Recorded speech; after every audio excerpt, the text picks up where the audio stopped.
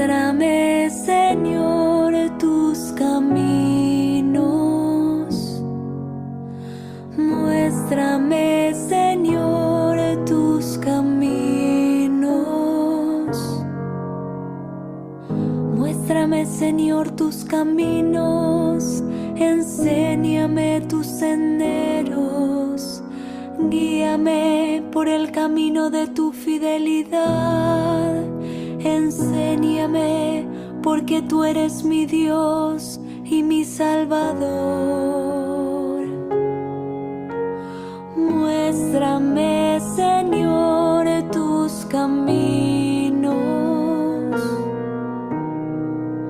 Acuérdate, Señor, de tu compasión y de tu amor, porque son eternos.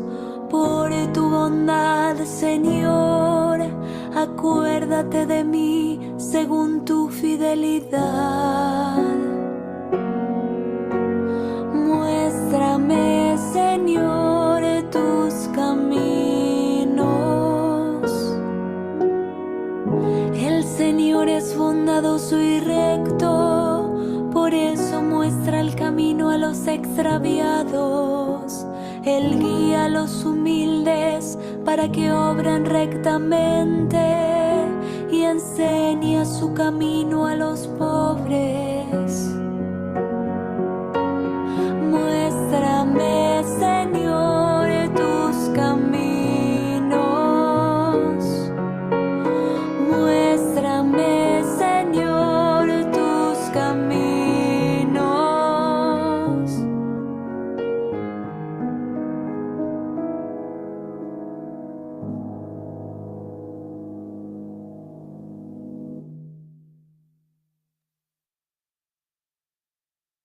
Hola, buenas noches. Qué gusto, qué alegría volvernos a encontrar en nuestro espacio virtual de Biblia, hoy día martes 8 de octubre del año 2024, dando continuidad al estudio de la epístola a los Hebreos, esa bella epístola que hemos venido siguiendo más o menos en 20 clases y que la verdad, no sé a ti, pero a mí me ha fascinado. Me ha fascinado el poder hablar de ella porque encierra una riqueza profunda de conocimientos que no habíamos visto en otros textos bíblicos y complementa la idea y la captación de la misericordia divina a través de la persona de Jesús de Nazaret. Esta noche le pedimos precisamente a Jesús de Nazaret y a su poderoso Espíritu Santo que como siempre nos tenga la gracia de permanecer entre nosotros para ayudarnos a entender con cabalidad, con definición, con criterio, las enseñanzas y la palabra de Dios Padre, que en los tiempos de la plenitud y gracias a que Él a través del seno virginal de María, por misericordia de Jesús, Madre de Él y Madre nuestra, nos vino a enseñar cómo poder vivir el reino de Dios y cómo poder llegar al reino de los cielos. Maravilloso. No ha habido nada más grande en toda la historia del mundo. Y pues le pedimos entonces que nos active bien todos nuestros sentidos para no perdernos detalle alguno de sus enseñanzas y le agradecemos todo lo que por nosotros sigue haciendo. Esta noche vamos a pedir con especial énfasis a dar alabanza a Dios y a suplicar que por medio de esta oración nos conceda la gracia de la paz tan anhelada por todos, tan necesitada, por todos los pueblos de este mundo y primordialmente necesitado nuestro corazón de esa paz. Invito a que juntos digamos en el nombre del Padre, del Hijo y del Espíritu Santo. Amén. Padre nuestro que estás en el cielo, santificado sea tu nombre. Venga a nosotros tu reino. Hágase tu voluntad en la tierra como en el cielo. Danos hoy nuestro pan de cada día. Perdona nuestras ofensas como también nosotros perdonamos a los que nos ofenden. No nos dejes caer en la tentación y líbranos del mal. Amén. Gloria al Padre, al Hijo y al Espíritu Santo, como era en el principio, ahora y siempre, por los siglos de los siglos. Amén. Pues nuestra intención de esta noche, ya adelantamos ahorita un poco, es no solamente de esta noche, estamos en el mes de octubre, el mes del Rosario, y precisamente el día de ayer, 7 de octubre, se conmemoró en nuestra Santa Iglesia Cristiana Católica la festividad de la Virgen del Rosario. Y todo este mes nos pide el Sumo Pontífice, el Papa Francisco, que procuremos dentro de nuestras posibilidades, si es posible diariamente, rezar el Santo Rosario por la paz del mundo. Una paz, repito, necesaria para poder continuar adelante. No es posible que tengamos un equilibrio en nuestra forma de pensar, de actuar, de ser, cuando en nuestro corazón y en nuestros pensamientos el agobio de una interrupción de esa paz y sobre todo a nivel mundial nos lleve a calamidades impredecibles. Entonces la intención no es nada más de esta noche, es por todo este mes que vamos a estar suplicando a Dios Padre por la intercesión de Jesús nuestro Mesías y Señor, y apoyados en el poder del Espíritu Santo, vamos a pedirles que permitan que nos dirijamos a María con toda la devoción del mundo y que ella, como madre del Mesías, como madre nuestra y como custodia de la Iglesia Cristiana Católica, nos ayude a encontrar los caminos, las decisiones y las acciones necesarias para lograr esa anhelada paz. Que así sea. Y con respecto a la canción con la que abrimos la sesión del día de hoy, te comento que este bello canto también está inspirado en el Salmo 27 de la numeración hebrea, que corresponde al Salmo 26 de la numeración griega, que ya comenté en otro momento que el subtítulo, o el título más bien dicho, de este salmo, de este bello salmo, es junto a Dios no hay temor. Y de verdad es cierto, estando en Dios y con Dios, no tenemos nada que temer. Este salmo, en su, en su redacción, se le atribuye la autoría al rey David y es muy peculiar porque en ciertos momentos nos presenta a un Dios con rasgos de personalidad humana. Nos habla en ciertos momentos como si fuera uno más entre nosotros. No podemos olvidar que esto se escribió más o menos por el año 1000 antes de la llegada de Jesús a este mundo.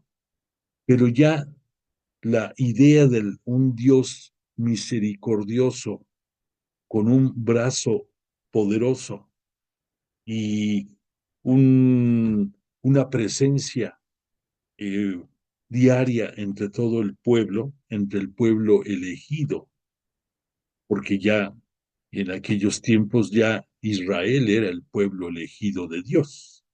Y recordemos que fue una elección por decisión divina, no por petición humana, sino como siempre, porque Dios ofrece y cumple.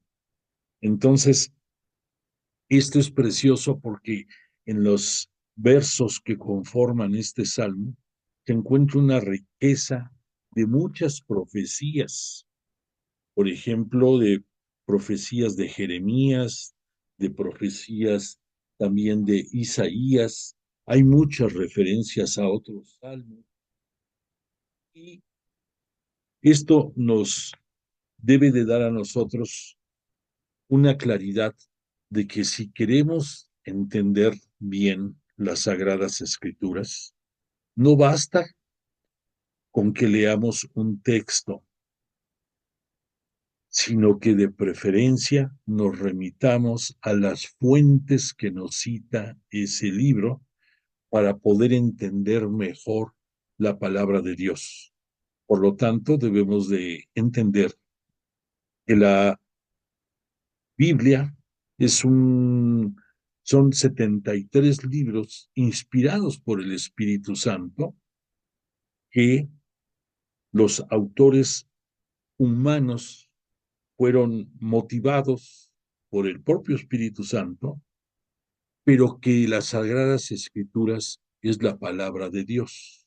Por lo tanto, las Sagradas Escrituras son 100% palabra de Dios y 100% redacción humana, inspirado por el Espíritu Santo. Pero nos queda muy claro que para entender en toda su extensión lo que estamos viendo en un texto, es prudente, es recomendable, es sugerible que nos remitamos a los textos de referencia que nos indica, porque la verdad completa de las Sagradas Escrituras solamente la podemos encontrar consultando los distintos textos que hablan sobre el propio tema, no nada más en un solo texto. Por eso cuando nos remitimos solamente a un texto, los exégetas, los estudiosos de la Biblia, nos dicen que estamos estudiando el sentido primero, el sentido textual solamente, pero que hay un sentido teológico y dentro de lo que es el Nuevo Testamento, un sentido cristológico que nos obliga a ver las fuentes que nos presentan y lo que los autores sagrados expresan sobre el mismo punto. Y ya hemos visto que nuestro conocimiento se va a enriquecer con las apreciaciones que en determinado momento tuvo un autor sagrado, en determinadas circunstancias históricas y culturales que son diferentes a la que otro autor tuvo en cierto momento que escribió. Los dos dicen verdades, pero con desde una perspectiva distinta y estudiando a unos y a otros, vamos a tener un conocimiento completo, profundo, acerca de cualquier eh, aseveración que vemos en los libros de la Sagrada Escritura. Por lo tanto, tú que estás esforzándote por ir aprendiendo más acerca de la Biblia, debe de quedarte claro que hay métodos y uno de ellos es el que nosotros hemos estado siguiendo, que es el método histórico crítico, que, repito brevemente, contempla tres distintas vértices para estudiar un mismo evento. El, el aspecto sociohistórico, cultural, económico y circunstancial de un momento. Por otra parte, el texto, la forma en que el autor sagrado expresa lo que está exponiendo, Y un tercer ángulo es el mensaje teológico, el mensaje trinitario que nos quiere poner a nuestro conocimiento, a nuestra consideración. Y la suma de estos tres distintos tópicos de estudio nos enriquece profundamente. Pero si a esto, repito, le agregamos la oportunidad de estudiar los textos correlacionados con lo que estamos leyendo, vamos a comprender mejor las escrituras. Y nos vamos a dar cuenta que, sin importar época o autor, la Sagrada Escritura siempre está vigente y cuando nos metamos a estudiar esas fuentes de origen, vamos a decir, caray, ¿cómo es capaz que algo que X autor nos citó en el Antiguo Testamento, 1500 años antes de que llegara Cristo a este mundo, cobra vigencia cuando viene el Mesías a este mundo en los tiempos de la plenitud? Y lo que es más, cómo esa palabra, que es viva y eficaz, la podemos aplicar a nuestro día de hoy. Es impresionante y por lo tanto, algunas personas que sin seguir un método apropiado o sin seguir la asistencia de alguien que los vaya orientando mejor en la lectura de los textos, y lo que es peor, algunos que al azar dicen voy a abrir la Biblia para ver qué me dice, y sin decir algo más, abren la primera hoja y leen lo que encuentran a la mano. Eso no es una manera correcta de estudiar y comprender las Sagradas Escrituras. Y además de esto, quiero hacer un comentario adicional. Si tú te has fijado, todo lo que hemos estado viendo de estudio en la oportunidad que me has dado de poderte ir guiando en el estudio de la Biblia, está aquí en esta lámina. Ves los distintos cursos que hemos estado dando. Parece mentira, pero para nuestra fortuna ya tenemos más de 2 años estudiando la Biblia, y los cursos que hemos dado, todos se refieren al Nuevo Testamento. Y no es porque haya sido un capricho, sino porque dentro de los métodos de estudio se ha visto que es mejor poder comenzar el estudio de las Sagradas Escrituras comenzando por el Nuevo Testamento y muy particularmente por el curso de Jesús de Nazaret, que este curso de Jesús de Nazaret, sabemos, engloba las apreciaciones de los 4 diferentes evangelistas acerca de la vida y obra de Jesús en este mundo. Queda muy claro que todas las verdades que durante el Antiguo Testamento se vinieron acuñando, quedaron conservadas desde el año 1850, antes de la llegada de Cristo, cuando comienza formalmente la historia de la salvación, encuentran cumplimiento en la vida y obra de Jesús de Nazaret, lo cual lo tenemos en apartado diferente en lo que conocemos como el Nuevo Testamento.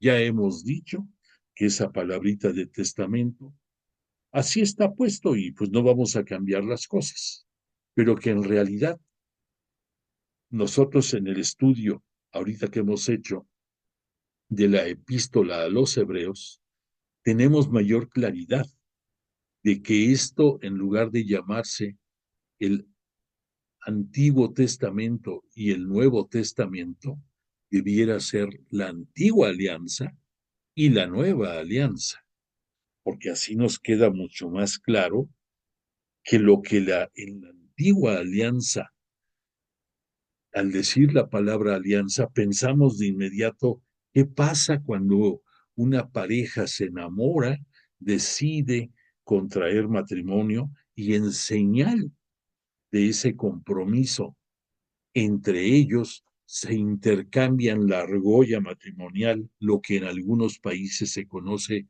como una alianza, un símbolo de una alianza? Entonces, imagínate tú que cada uno de nosotros traemos ese anillo de alianza, nosotros como participantes de la nueva alianza, pero todo lo que en la antigua alianza se fue escribiendo durante 1850 años, encuentra explicación, encuentra eh, veracidad, encuentra cumplimiento en la vida y obra de Jesús de Nazaret. Y por eso, todo lo que se escribe desde el nacimiento de Jesús de Nazaret se entra dentro de la nueva alianza, pero que en la Biblia, perdón, lo conocemos como el Nuevo Testamento. Y ya hemos dicho que testamento significa una voluntad que tiene la connotación de que va a ser cumplida siempre y cuando el autor no tenga vida. Eso es el término, pudiéramos decir, más frío acerca de un testamento. Y que en el caso de Jesús de Nazaret se cumplió todo esto que él nos vino a ofrecer, porque no pudo haber sido eh, terminado si no hubiera muerto él por el amor que nos tiene a todos nosotros. Y digo nos tiene porque sabemos que tenemos que hablar en tiempo presente, porque para que nos ubiquemos dentro del estudio de la epístola a los hebreos, vamos a encontrar una expresión que dice Cristo ayer, hoy y siempre. Al decir Cristo ayer, se refiere al tiempo de la vida entre nosotros humanos que Jesús en su abajamiento de convertirse siendo Dios en un humano, estuvo entre nosotros. Ese tiempo, esos 30 años que pasó entre nosotros, es el ayer. El hoy es la presencia de Jesús entre nosotros día a día. Él desde el cielo, ya nosotros que hemos estado estudiando eh, la epístola a los hebreos, sabemos que el santuario de Cristo está en el cielo y que desde ahí, en el culto sacerdotal, se actualiza la conmemoración, el memorial de la última cena, pero que es Jesús quien desde el cielo, después de haberlo padecido y sufrido por única vez, desde allá actualiza a través de los presbíteros ese momento, ese memorial.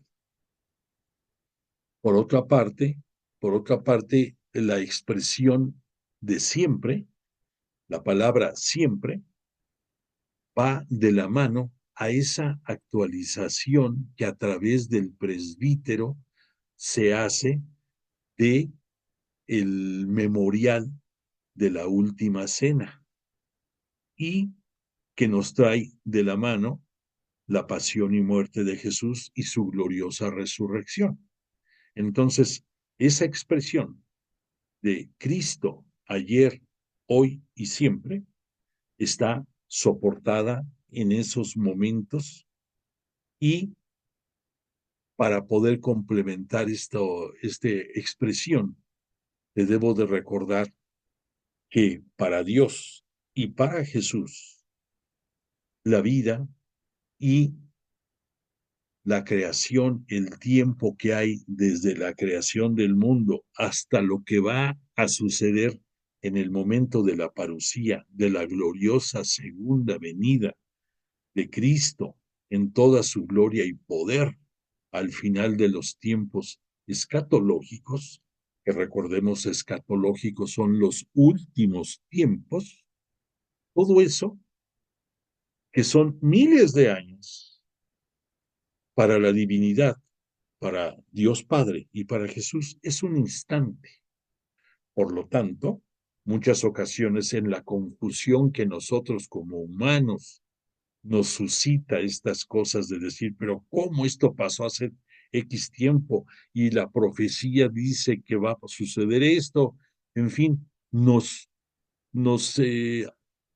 confundimos muchas veces porque nosotros medimos el tiempo cronológicamente. Cronos, el dios del tiempo. Pero para Dios y para Jesús, nuestro Mesías y Señor, no existe esa medición del tiempo.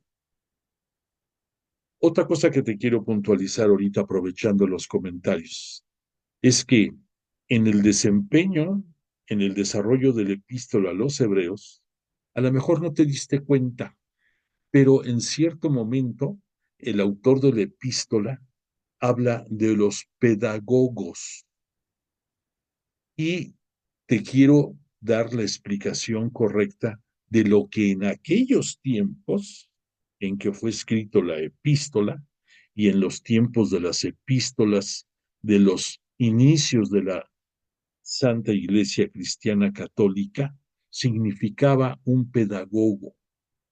Para nosotros, muchas ocasiones pensamos que un pedagogo es un maestro, pero no. Eso es para nosotros en nuestra forma de ver las cosas.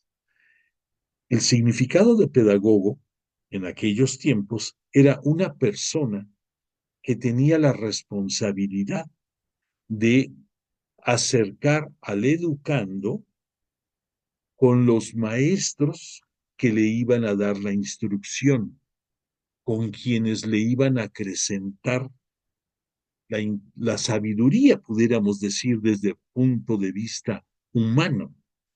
Esa persona que era la responsable de llevarlo y de estar al pendiente de su formación, ese es el pedagogo. Entonces, muchos de nosotros, nuestra función es ser pedagogos, porque maestros, solamente Jesús. Él es el verdadero maestro. Él es la verdadera fuente de la verdad. Y al decir la verdad es sabiduría pura, sabiduría absoluta. Y solamente Jesús la tiene. Y por supuesto, Dios Padre. No podemos olvidar que Jesús es el misterio de Dios para nuestra forma de ver las cosas. Para Él, claro que, para Dios Padre, pues claro que no es misterio, pero dentro de nuestra escasa inteligencia y capacidad de sabiduría nuestra, pues así lo vemos, no entendemos muchas cosas y únicamente eso nos lleva a que muchísimas cosas solamente por fe las aceptamos y recordemos, de acuerdo a lo que hemos visto en la epístola a los Hebreos, que la fe es la certeza de lo que esperamos. Qué curioso, ¿eh? La certeza de lo que vamos a obtener, de lo que estamos esperando. Esa es la fe. Y pues bueno, así son las cosas. Algo más que te quiero comentar ahorita, aprovechando estos, este momento, este espacio, es que estamos próximos a concluir el estudio de la epístola a los hebreos. Quizás, de acuerdo a mi programación, debiera de ser el día de hoy. Probablemente no sea así, porque ya vimos en la Biblia los 13 capítulos que nos habla de la epístola a los hebreos. Y debo de hacer una aseveración necesaria. En el estudio correcto de la Biblia, siempre tenemos que remitirnos, en primer lugar, a la propia Biblia. No hay mejor texto que la Biblia. Sin embargo, espero que me des tú la razón, que muchas veces, a pesar de que leímos el texto con atención y esforzándonos por entenderla bien, muchas ocasiones, si no es por los libros de los exégetas que nos ayudan a entender mejor el texto, nos perderíamos. Entonces, no podemos alterar el método, primero, de leer la Biblia, aplicando nuestro estudio histórico crítico, y en segundo lugar, reforzar nuestro conocimiento con los textos que los exégetas han preparado. Si a esto tú le agregas el que tú puedas ir remitiéndote a los textos de apoyo que te da la Biblia, no todas las Biblias lo tienen, esa herramienta. Por esa razón, eh, yo y muchas personas que estudiamos Biblia, nos remitimos a estudiarlo en la Biblia de Jerusalén, porque esta Biblia es muy rica en relacionar textos al margen de cada escrito y te va señalando que otros textos hablan del mismo tópico y eso te ayuda bastante, independientemente que al pie de página tiene en muchos momentos ampliaciones o explicaciones relacionadas con el texto.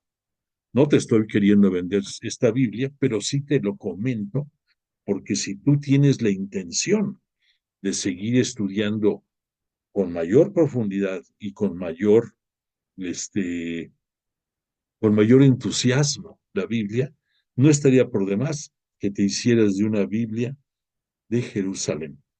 Para reforzar el anuncio de una vez, te digo, otra de las cosas que tiene esa Biblia es que cada 10 años se actualiza.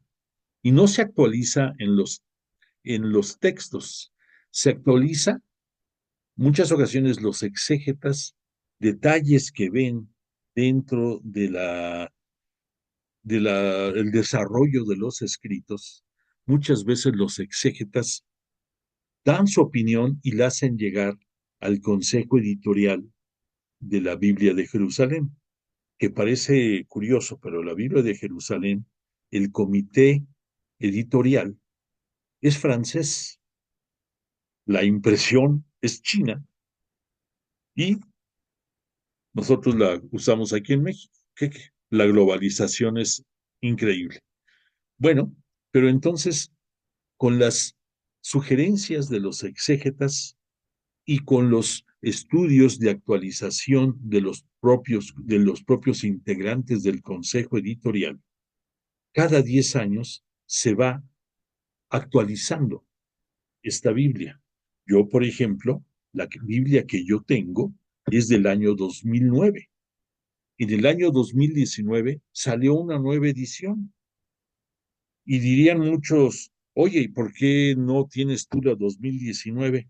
Te voy a decir algo que espero que no me critiques, pero es la verdad.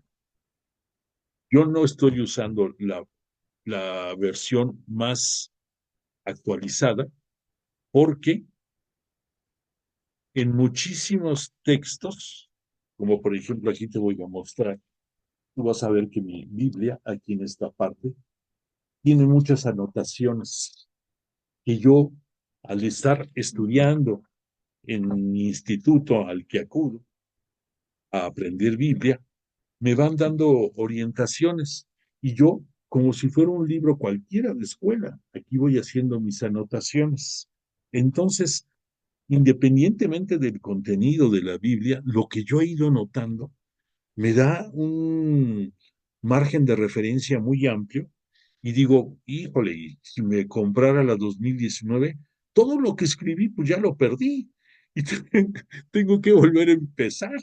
Entonces, eso pues tiene su ventaja y su desventaja, pero lo importante es que es una Biblia que se actualiza y que es una Biblia muy recomendable para los que quieren estudiar correctamente la Sagrada Escritura. Bueno, fin del comercial. Pero entonces, con base en eso, eh, te quiero dar la última parte del comentario. Te dije que hemos estado estudiando de acuerdo a los cursos que hemos estado impartiendo y los mismos que se encuentran a tu disposición en la página de YouTube de tu servidor, de Alfredo R. Santos Pérez, como está aquí puesto. Todos estos cursos se encuentran en YouTube a la disposición de cualquier persona. Y entonces, yo no sé, incluso, por ejemplo, si tuviste oportunidad de meterte a escuchar las cápsulas que durante septiembre estuvimos subiendo acerca de la introducción a la Biblia, este es último curso que aparece al final de esta lámina. Entonces, en pocas palabras, han sido 5 cursos que he tenido la fortuna de poder dar, mismos que han quedado grabados y que se encuentran a tu disposición en YouTube, a tu disposición y de cualquier persona que desee meterse. Te lo comento porque si a ti te parece oportuno y quieres sugerirle a alguien que se meta a conocer los cursos que hemos estado dando, por favor, hazlo, porque la palabra de Dios debe de correr y quizás tu recomendación sea una forma de que tú indirectamente te vuelvas en promotor de la palabra de Dios, en misionero de su palabra, de llevar su palabra hasta los confines de la tierra. Entonces, muchas veces no es el hecho de que tú directamente lo hagas, sino que conduzcas, que tú te consideres, que te transformes en un pedagogo, que le digas a alguien, mira, déjame presentarte algunos cursos y si quieres después los platicamos y si quieres después los intercambiamos puntos de vista. Esa es una manera muy buena de poder irte involucrando en tu función que desde el bautismo tienes de ser sacerdote, rey y profeta. Recuerda que esas 3 características que tú, por, por gracia de Dios a través de la intercesión del Espíritu Santo y del poder y de la intercesión también de Jesús, tú en tu bautismo te convertiste en rey, sacerdote y profeta. Y recuerda que el ser rey, muchas veces nos perdemos y nos imaginamos que el ser rey es estar inalcanzable en las alturas, en que todo mundo te tiene que rendir culto, que todo mundo tiene que rendir, bueno, culto es una palabra exagerada, pero tiene que rendirte vasallaje, tributo y caravana. No, el ser rey significa servir a los demás. Realmente, un verdadero rey es el que sirve a su pueblo, desde el más ínfimo hasta el más poderoso, pero él está para servirles. Por otra parte, el ser sacerdote es la prerrogativa que recibimos de poderle dar culto a Dios. En este día de hoy vamos a ver un poco más acerca de esa oportunidad que tenemos al ser sacerdotes nosotros. Y por último, el ser profeta, la palabra profeta significa hablar de Dios. Un profeta, como se conocen en todos los textos bíblicos, eran mediadores entre Dios, entre Yahvé y el pueblo. Era una mediación y daban a conocer la palabra de Dios, lo que se le dice ahí los oráculos de Dios. Oráculo es un sinónimo de palabra. Entonces, hubo miles de profetas y algunos más importantes que otros desde el punto de vista de que tuvieron libros que dejaron para la posteridad. Entonces, los libros que aparecen de los profetas en el Antiguo Testamento son unos cuantos comparativamente con todos los que hubo. Y en el Nuevo Testamento, aunque no los conocemos así, pero también hay profetas. Y muchas veces esos profetas los vamos a identificar con los propios evangelistas y también con San Pablo y con los autores de las epístolas católicas, porque nos van a llenar, nos van a acrecentar nuestro conocimiento con la palabra de Dios a través de lo que ellos nos dicen. Cuando antes de que aparecieran los profetas que tuvieron libros, que se les conoce como profetas escritores, porque dejaron constancia escrita de sus profecías, existieron también, a juicio de los judíos, quienes les dieron enseñanza y eran los ángeles. Los ángeles, para que nos ubiquemos, antes de la venida de Jesús a este mundo, eran los únicos que habitaban el cielo. Y al decir el cielo, pensemos en el cielo, valga la redundancia, celestial, compartiendo y dándole gloria a Dios.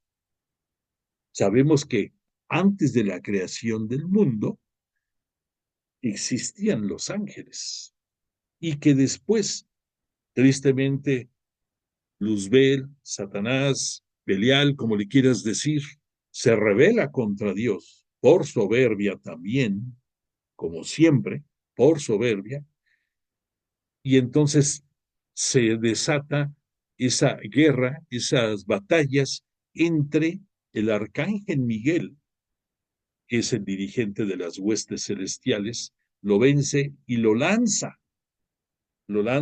y tristemente a donde lo lanzó vino a caer aquí en la tierra, ¿no? Y desde entonces pues es el autor de todos nuestros quebrantos de cabeza, de angustias, de aflicciones, el que nos engaña, el embaucador, y por él fue necesario que llegara el tiempo de la plenitud y que Dios Padre enviara a su unigénito, a Jesús de Nazaret, a este mundo.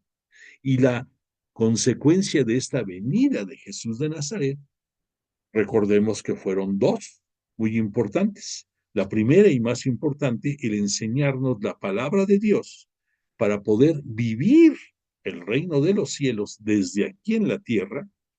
Y la otra, que gracias a su amorosa entrega, sin restricción alguna y en beneficio de toda la humanidad, nos redimió del pecado y que después de su muerte y sepultura, por el poder del Espíritu Santo y por decisión divina, Él resucita y en su ascensión a los cielos para ser glorificado, se convierte en el primogénito de los muertos. Esto se te ha de sonar un poquito raro, como que primogénito entre los muertos. Pues sí, porque todo mundo, antes de Jesús, había habido mucha gente con suficientes méritos y que eran buenos, pero a pesar de eso no podían llegar al cielo porque no había sido inaugurada la morada eterna que Jesús nos vino a ofrecer y que esa morada eterna tuvo que ser inaugurada por él con su ascensión a ser glorificado por Dios Padre. Y que ahí ya sabemos que la consecuencia de esto fue el que Dios Padre, de ser la creación de este mundo para Jesús, para su Hijo, entonces no solamente le refrenda que es el rey de este mundo, sino lo convierte en el rey del universo. Entonces todo ese inmenso espacio cosmogónico que para muchas civilizaciones representaba eh, los las verdades que conducían a la sabiduría plena, como los gnósticos y todos los corrientes filosóficas paganas que se dieron en la primero y segundo siglo de la era cristiana, de la era de Cristo. Entonces, gracias a eso, pueden llegar todos ya al cielo, los que tienen los méritos, y obvio, el mérito más grande lo hizo Jesús al entregar su vida hasta la última gota de su sangre por nosotros, y gracias a eso se vence a la muerte, derrota a Satanás en forma definitiva, porque Satanás es sinónimo de muerte, y esa muerte viene a través del pecado y a través, antiguamente, de la propia muerte física. Gracias a Jesús de Nazaret, cambiaron las cosas y, además de que nos redime del pecado, nos da la oportunidad de obtener la redención. O sea que hemos hablado, la remisión del pecado es una cosa, la redención es la obtención de la vida eterna, y eso lo obtenemos nosotros gracias a la fe en Jesús de Nazaret. Y si a esa fe tú le agregas las obras derivadas de esa fe, pues ten por seguro que vas a acabar en el cielo, como todos es nuestro destino final. Y esto lo digo también porque quiero adelantarme un poquito a lo que vamos a ver en el cierre de esta epístola a los Hebreos. Quiero que te quede muy claro que en la antigua alianza, en el Antiguo Testamento, lo que Moisés recibió de parte de Dios, las tablas de la ley, el decálogo, porque son 10, con la llegada de Jesús de Nazaret a este mundo, no cambió. Recuerda que él en muchos momentos dijo, no vine a abolir la ley, sino a darle cumplimiento. Por lo tanto, la ley del Sinaí que Yahvé Dios, Dios Padre, le dio, le inspiró, le entregó a Moisés esos 10 mandamientos, como lo conocemos nosotros, sigue vigente. Es interesante el estudio del decálogo. Ese estudio del decálogo, en algún momento quizás tengamos oportunidad de dar un curso, se encuentra en el Deuteronomio.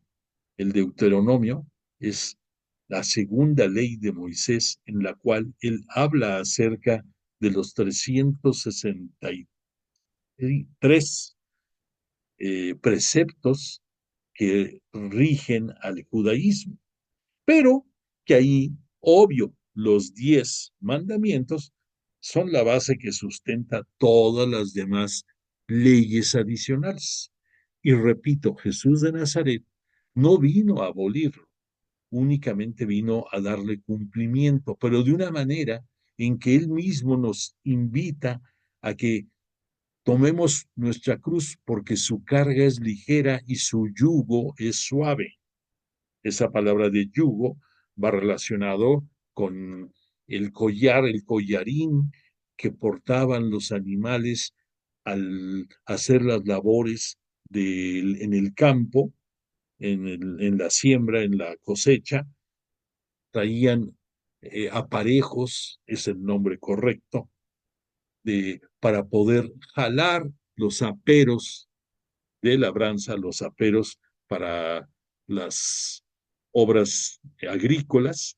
Y entonces Jesús nos da en un sinónimo el que su yugo es suave y su carga ligera.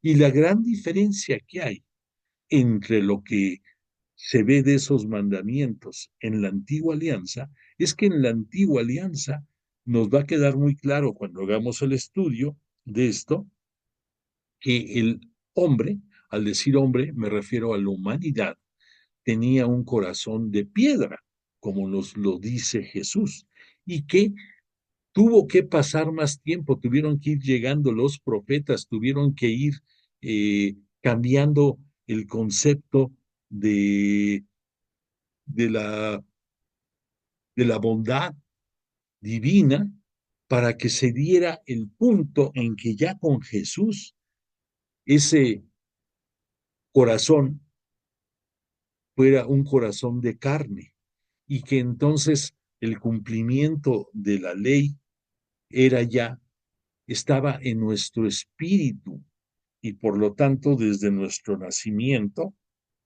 además de que por la ley natural muchos sabemos lo que tenemos que hacer y evitar, es más fácil de que llevemos a cabal cumplimiento los 10 mandamientos. Algo muy curioso que te quiero decir es que los 10 mandamientos muchas veces los vemos como, ay, no matarás, no fornicarás, no robarás, como si fuera la gran maldición. Déjame decirte que no es así. Hay que estudiarlo un poquito, pero los preceptos que marca ese decálogo es la invitación para que tú respetándolos no peques y por lo tanto tengas una vida más plena. O sea, es diferente el concepto. Tú dices, ah, caray, si robé, pues pequé, sí, pero la invitación de decir no robes es que lo evites para no pecar. Diferente ángulo de vista. Pero esto te estoy comentando porque que te quede claro que con Jesús de Nazaret, el único mandamiento que Jesús va a adicionar a la ley que desde la época de Moisés se tenía es el de que ames a tu prójimo como Jesús te ama a ti. Ese es el único mandamiento que Jesús nos pide y que lo citó varias ocasiones. Un mandamiento nuevo les doy, que amen a su prójimo. Él no dijo como yo los amo, pero ya nosotros nos queda más que claro decir, óyeme, ¿quién más te puede amar? Si Jesús derramó hasta la última gota de su sangre por la remisión del pecado de toda la humanidad de todos los tiempos, creo que está muy claro. Bueno, pues de esta lámina que estuvimos viendo en las clases pasadas, surge los comentarios finales de la epístola a los hebreos. Y ahí vamos a ver hasta dónde podemos llegar hoy. Y si no podemos concluir, concluiremos la próxima semana.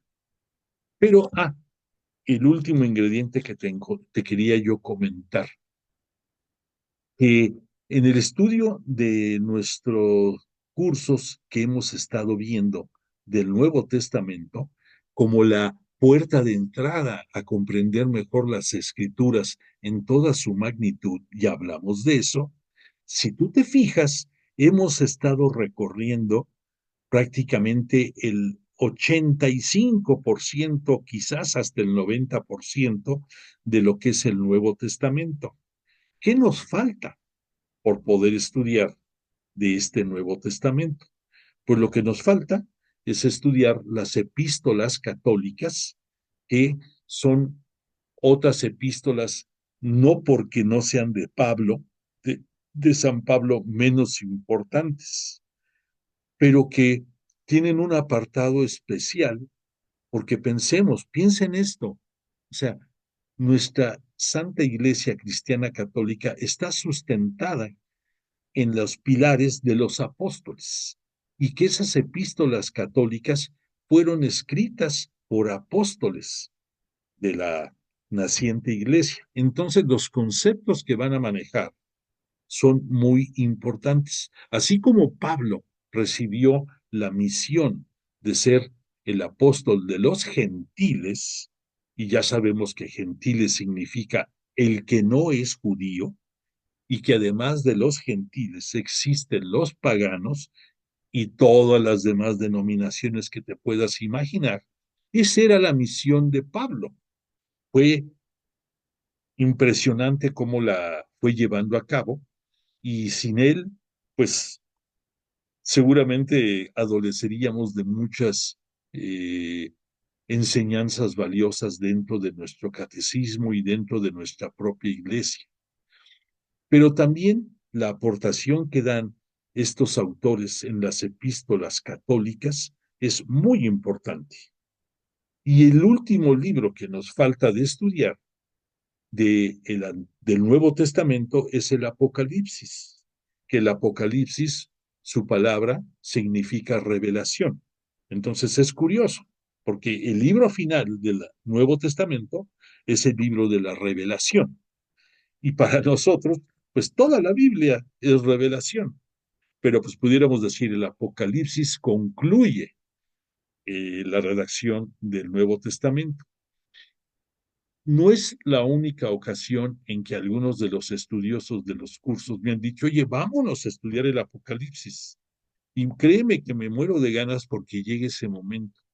Pero siento que en este cuarto para las 12 en el que estamos, sería indebido que nos brincáramos para estudiar el Apocalipsis sin tener el punto de referencia de todos los escritores de las epístolas, las que escribió Pablo, la epístola a los hebreos que le estamos viendo como debe de ser en apartado aparte, y el curso de las epístolas católicas que va a estar próximo a que iniciemos y que va a ser la continuación de los que hemos estado estudiando, las epístolas paulinas. Como nos va a quedar un espacio el día martes que podemos aprovechar antes de llegar al estudio del Apocalipsis, tengo yo focalizado, tengo yo previsto que el estudio del Apocalipsis lo hagamos en el primer semestre del 2025. Pero entonces yo te he anunciado a ti que vamos a tener un curso que yo lo considero muy atractivo y que es esto de encontrar a Dios en la Sagrada Escritura. Tú has de decir, oye, pues es que esto, ¿qué significa? Pues fíjate que significa mucho, porque este curso, no por ser breve, deja de ser profundo, porque hay dos verbos, así como hemos reconocido que el oído y la vista son los dos sentidos por los cuales entra a nosotros la enseñanza, hay dos conceptos por los cuales se afianza nuestra fe. Y esos dos conceptos son buscar y encontrar. Tú no puedes encontrar algo si no lo buscaste. Tal vez dirás, oye, no, yo me he encontrado a veces cosas sin andarlas buscando. Bueno, son excepciones, pero en realidad desde el punto de vista aprendizaje, tú no vas a encontrar algo si no lo buscas. Y este curso breve, que va a ser la continuación de Epístola a los Hebreos, es el análisis más profundo de 12 momentos dentro de la historia de la humanidad, soportado en la Sagrada Escritura, en donde vamos a encontrar esa correlación de que el que buscó, encontró. ¿Y a quién encontró? Encontró a Dios. Pero solamente se da esto buscándolo. Y en esa búsqueda vamos a aprender muchísimo.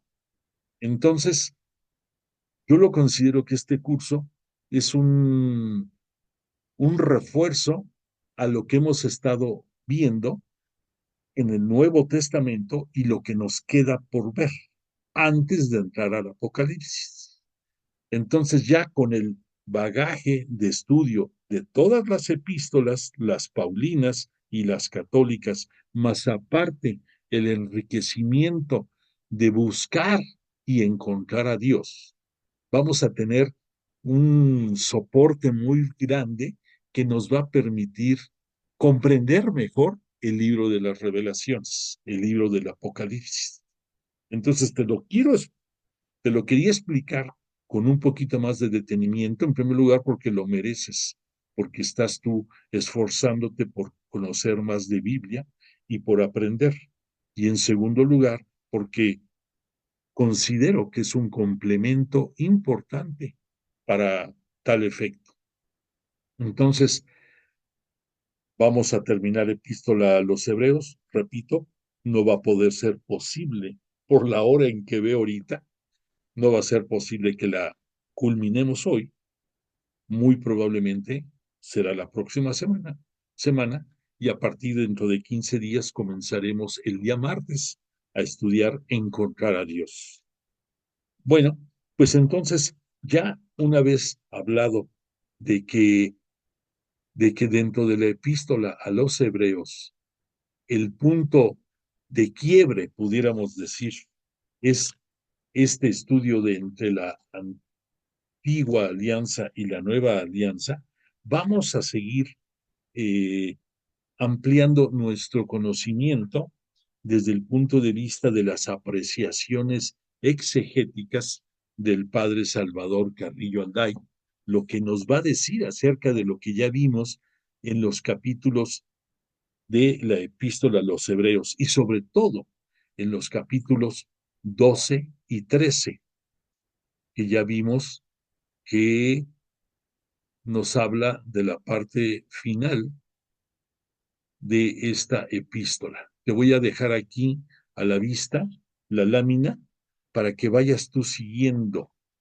Aquí, déjame ver, permíteme, porque sí, estuvimos viendo antes de este capítulo 12 las apreciaciones que había de los patriarcas y de muchos personajes dentro de la historia de la salvación y lo que consistió su fe y lo que consistió las bondades que obtuvieron por esa fe. Ya después de de los comentarios de la lámina comparativa de la antigua y la nueva alianza, podemos entrar ya a lo que son los apéndices y el epílogo de la epístola a los Hebreos. Pon atención de los comentarios que te voy a ir haciendo porque creo que nos van a redondear lo que hemos estado estudiando. La profunda realidad cristiana no es algo sensible, sino solo perceptible por la fe, que es garantía de lo que se espera y prueba de lo que no se ve. Te lo repito porque tienes que tatuártelo en tu corazón. La profunda realidad cristiana no es algo sensible, o sea, sensible es algo que se vea, que se pueda tocar, que se pueda apreciar, sino solo perceptible por la fe. Y la fe es la garantía de lo que se espera y prueba de lo que no se ve. Por lo tanto, en la alianza del Sinaí, en la antigua alianza, se realizó esta en medio de fenómenos físicos aterradores, ya lo vimos en la narrativa de la escritura: fuego, oscuridad, tinieblas, huracanes. En pocas palabras, la presencia de Dios era tan trascendente y terrible que nos mostraba algunas realidades. En primer lugar, que Dios no nos necesita. Nosotros somos los que necesitamos a Dios, desde un punto de vista así ya extremo. En segundo lugar, que el poder acceder a Dios no era posible para cualquier humano. Aquí el propio Moisés nos narra que con terror en muchos momentos estuvo en el Horeb o en el Sinaí, es el mismo monte. Algunos le llaman Horeb, otros le llaman Sinaí. Pero lo que es claro es que el hombre no podía llegar a Dios sino a través de Moisés, y que posteriormente, por, eh, por, por instrucciones divinas, Dios, Yahvé Dios, le va a pedir a Moisés que la familia de Aarón sea de la que van a surgir los sacerdotes para darle culto. Y aquí es interesante que reflexiones que, como hemos dicho muchas ocasiones, Dios escribe derecho sobre renglones torcidos. No sé si recuerdes, pero Aarón, que es hermano de Moisés y que va a ser el primer sumo sacerdote de, para dar culto a Yahvé, Dios. Estamos hablando en la época del Éxodo, en esos 40 años que pasaron por el desierto. Piensa, Aarón es el mismo que cuando este Moisés subió al Horeb, toleró que el pueblo de Israel, que todavía, bueno, que le habían jurado fidelidad a Yahvé Dios, porque Yahvé Dios a través de la intervención de Moisés les había ofrecido que iba a ser el pueblo de su pertenencia, el pueblo elegido por él, por Yahvé Dios, y que él no falla, siempre ha cumplido y sigue cumpliendo.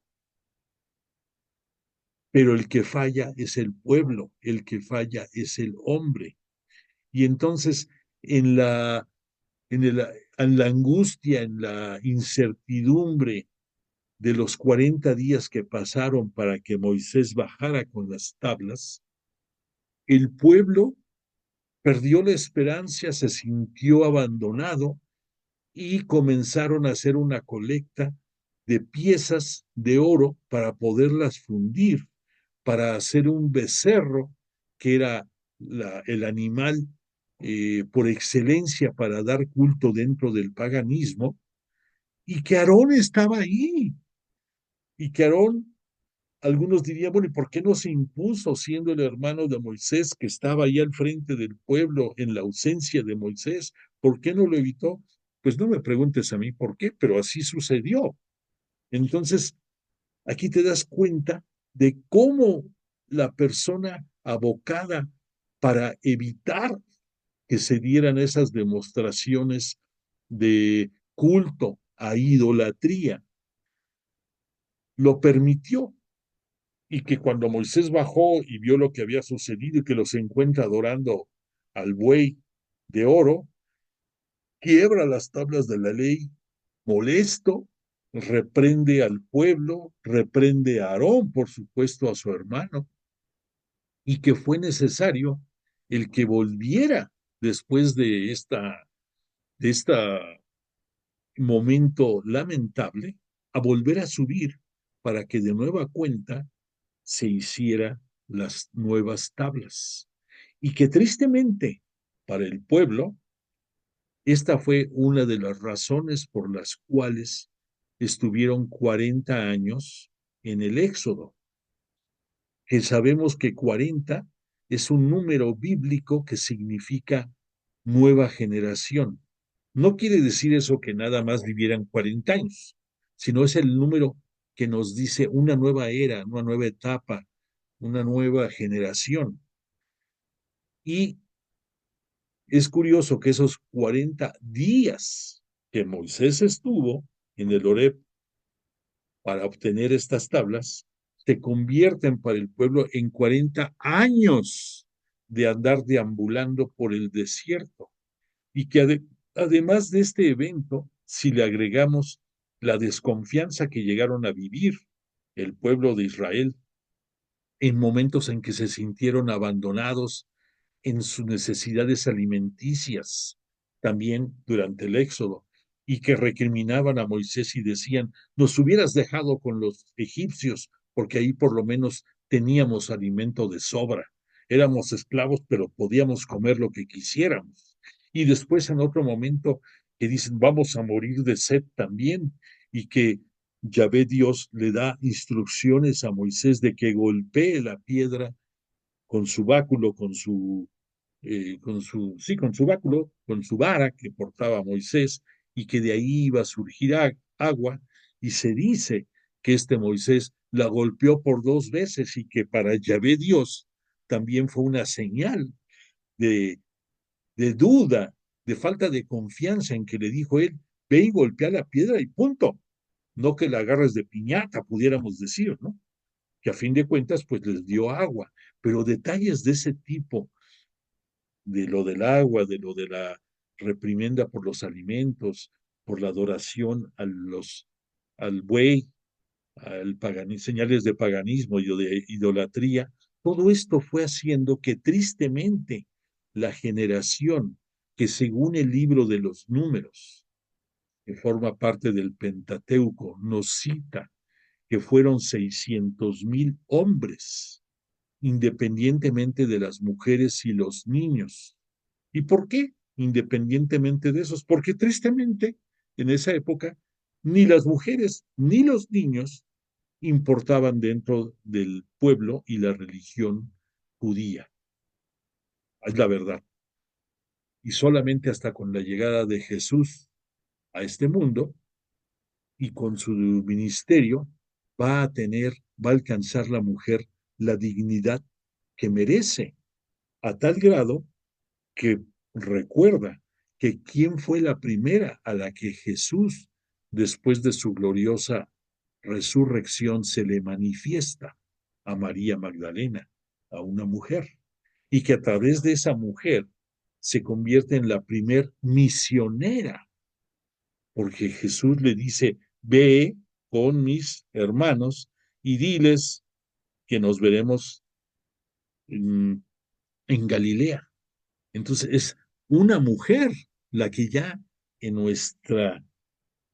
dentro del Nuevo Testamento, dentro de la Nueva Alianza, en primer lugar, refrenda la valía y la preponderancia que tiene dentro de la iglesia y también se convierte en la primer misionera y nada más y nada menos que directamente por Jesús de Nazaret. Bueno, pues entonces por esas abominaciones, por esas graves faltas, cito de nuevo que los 600,000 hombres, más aparte las mujeres y los niños que iban en el éxodo, a fin de cuentas no llegan a la tierra prometida más que unos cuantos. Y los que llegan, al decir unos cuantos, me refiero de los originales. Llegaron muchos, sí, muchísimos, pero eran ya hijos de los que salieron de Egipto. De los originales, la mayoría murió en el peregrinar. Y quiero que pienses en la actualización que, te repito, las escrituras tienen para nuestro día a día. Ubícate tú que nosotros somos peregrinos en este mundo y que nuestro destino final es la tierra prometida, que afortunadamente para nosotros, por méritos de Jesús, es el reino de los cielos, pero que nuestro peregrinar lo estamos haciendo y que tristemente en muchos momentos quizás actuamos como lo hizo en momentos de oscuridad el nuevo pueblo de Israel. Entonces, aplícalo a tu vida y saca conclusiones. Pues todo esto intenta proclamar que el Dios del Antiguo Testamento se mantenía inaccesible e inalcanzable para un hombre común. La nueva alianza, en cambio, se realiza en una situación totalmente diferente. Para esto te quiero citar un extracto del capítulo 12 de la epístola a los hebreos. Dice, vosotros, en cambio, os habéis acercado al monte Sión. El monte Sión, recordemos que es el monte en el cual se erigió la ciudad de Jerusalén, a la ciudad de Dios vivo. ¿Quién es el Dios vivo? Jesús. A la Jerusalén celestial y a miriadas de ángeles. Ya dijimos, miriadas es un número que significa 10,000, o sea, 10,000 ángeles, a una reunión solemne y a la asamblea de los primogénitos inscritos en los cielos. ¿Quiénes son los primogénitos inscritos en los cielos? Los que antes de Jesús de Nazaret tuvieron una vida digna para poder morar en el reino de los cielos, pero no lo podían hacer hasta que Jesús, como primicia entre los muertos, o sea, que descendió al Sheol, es el nombre hebreo, o al Hades, como lo conocían los griegos, o al Inferni, como lo conocían los latinos, pero a fin de cuentas es el lugar de los muertos. Jesús, después de que muere, desciende y después, por decisión de Dios Padre y por el poder del Espíritu Santo, resucita. Y entonces es el primero en llegar al reino de los cielos.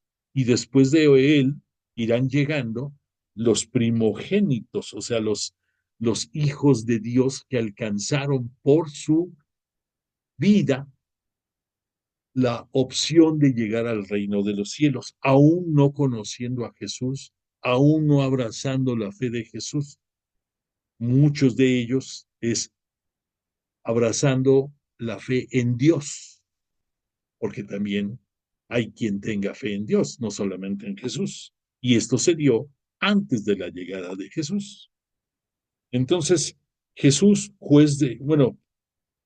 la asamblea de primogénitos inscritos en los cielos, y a Dios, juez de todos, y a los espíritus de los justos, llegados ya a la perfección, y a Jesús, mediador de una nueva alianza, y a la aspersión purificadora de su sangre, mejor que la de Abel. Recordemos que vimos que en el Antiguo Testamento la ofrenda que Abel le ofrece a Yahvé Dios es más grata a Dios que la que Caín le hizo, y que de ahí vino el sentimiento de envidia de Caín y por lo cual le da muerte a Abel.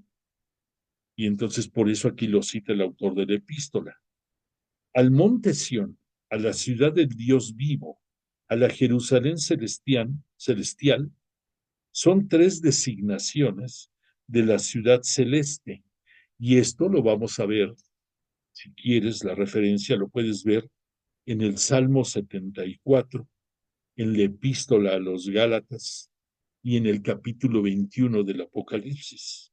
Ahora entiendes mejor por qué, para poder entender en toda su relevancia lo que se ve en un escrito como, como primer texto, el sentido textual nada más de un evento.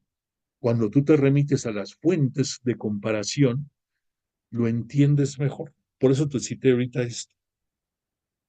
Entonces, la Jerusalén es la ciudad de David, porque ahí era donde él reinaba. Recordemos que la ciudad de origen de David es Belén, el mismo lugar en donde Jesús va a nacer, de acuerdo a las escrituras.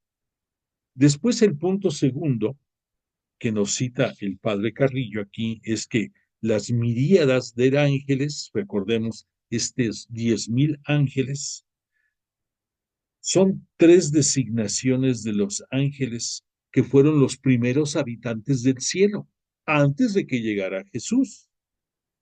Una vez llegado Jesús, y desde su vida, en su ministerio público, en ciertos momentos quedó manifiesto que los ángeles, por la primacía que tenía Jesús como hijo de Dios, estaban también para darle servicio.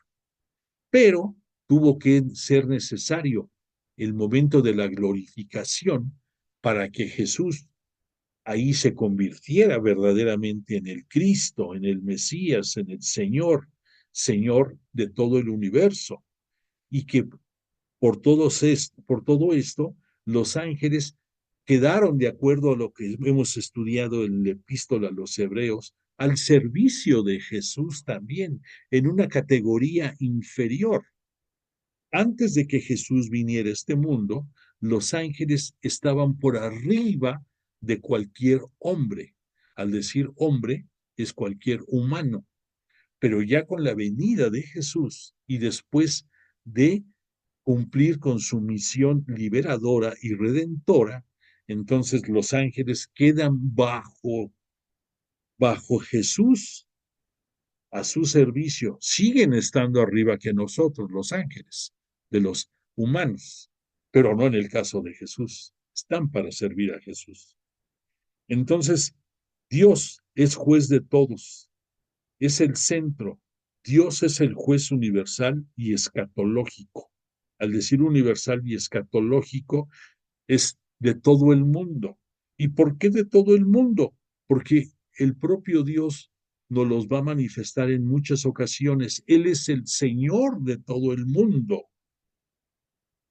Y dice que es escatológico porque es hasta los últimos tiempos, los tiempos finales, los que ya estamos viviendo después de que inició los tiempos de la plenitud. Y recordemos que los tiempos de la plenitud significa desde el avenimiento de Jesús a este mundo hasta el momento en que vuelva a venir por segunda ocasión en toda gloria y poder para juzgar a vivos y muertos. Ya no será Dios Padre quien juzgue, sino va a ser Jesús, nuestro Cristo y Señor. Por, además, aquí nos dice en el análisis del capítulo 12 que los espíritus de los justos, ya llegados a su perfección, son los fieles que han muerto y han pasado a la eternidad, gracias a que Jesús es el primogénito en el cielo. Y como punto 5, que a Jesús, el mediador de la nueva alianza, y a la aspersión purificadora de su sangre, de una sangre que habla mejor que la de Abel, en efecto, la sangre de Jesús ha sido verdaderamente eficaz, pues ha borrado el pecado. Aquí nos cita, ha borrado los pecados, y esto lo vimos en el capítulo 7 de Hebreos, en el capítulo 9 y en el capítulo 10. Sin embargo, decimos que la remisión de Jesús fue del pecado. Y al decir del pecado, ahí engloba todos los pecados de la humanidad, desde la creación hasta hoy día 8 de octubre, los que están naciendo. Todos los pecados que acumulemos son perdonados por la sangre preciosa de Jesús, nuestro Mesías y Salvador. El sentido de la mención de la sangre de Abel es un poco oscuro. Esto lo vemos en el Génesis, en el capítulo 4. Se puede entender de esta manera: si la sangre de Abel clamaba al cielo venganza y fue escuchada, ¿cuánto más la sangre de Jesús será atendida cuando clama purificación y salvación? Esto nos queda muy claro. Y vamos a ver un pequeño extracto del capítulo 12 mismo, en que vamos a puntualizar algunas cosas. Dice textualmente: guardaos de rechazar al que os habla, pues si los que rechazaron al que promulgaba los oráculos desde la tierra no escaparon al castigo, mucho menos nosotros, si volvemos la espalda al que nos habla desde el cielo. Se refiere a Yahvé, a Dios Padre. Su voz conmovió entonces la tierra a través de Moisés. Mas ahora nos hace una promesa, como siempre. Dios es el que promete y no falla. El pueblo es el que falla. Una vez más haré yo que se estremezca no solo la tierra, sino también el cielo. Esto va a suceder por el advenimiento y obra de Jesús en este mundo. Estas palabras, una vez más, quieren decir que las cosas conmovidas se cambiarán, ya que son realidades creadas a fin de que permanezcan las inconmovibles. Esto, para que lo entiendas con palabras más sencillas, es la diferencia entre oír y escuchar. Si tú oyes, lo que tú oyes, así como entra por una oreja, decimos, sale por la otra. Pero si tú escuchas, lo que tú oigas de la palabra de Dios y de la palabra de Jesús va a hacer nido en tu corazón y va a ser refugio en tu inteligencia y va a cambiar tu vida. Por lo tanto, el escuchar es hacer vida propia. Moisés solo fue un heraldo de Dios en la tierra. Sin embargo, los que rechazaron sus palabras fueron castigados. ¿Cuánto menos escaparemos del castigo si nos hacemos sordos a la voz celeste de Dios o a la de Jesús? Los versículos 26 y 27 pertenecen a un género apocalíptico y quieren expresar la presencia omnipotente de Dios y el poder de sus intervenciones.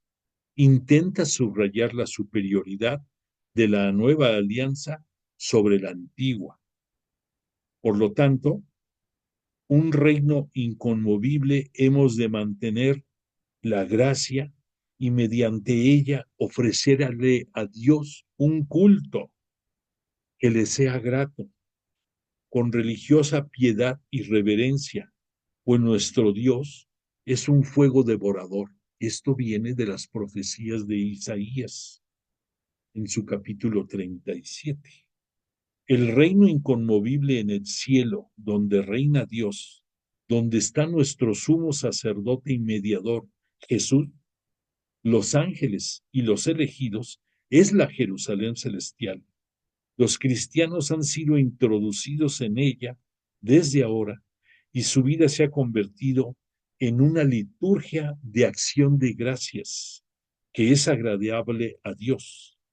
El cristiano que va de camino en esta vida, peregrino en la tierra, vive en una paradoja. Por una parte, vive en un ya, pero por otra, vive un todavía no. O sea, ya porque vivimos dentro del reino de Dios, pero todavía no, porque el destino final es el reino de los cielos. Nuestro Dios es un fuego devorador, es una expresión que exalta la suprema santidad de Dios. Bueno, pues creo que avanzamos un poco y ya para la próxima semana espero concluir, pero es interesante todo lo que estamos analizando y saboreando, ¿por qué no decirlo? Por lo tanto, le agradecemos a Jesús de Nazaret y al poderoso Espíritu Santo que nos hayan acompañado esta noche.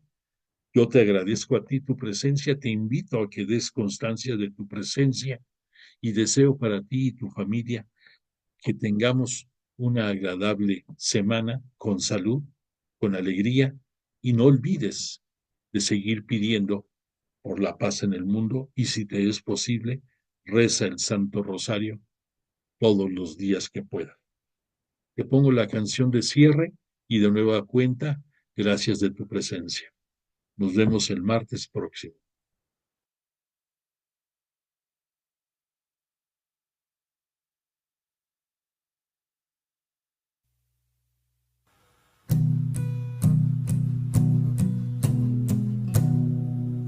Levanto mis manos,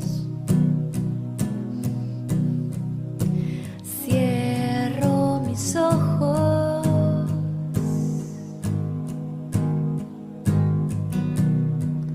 para proclamar tu nombre, Dios de poder.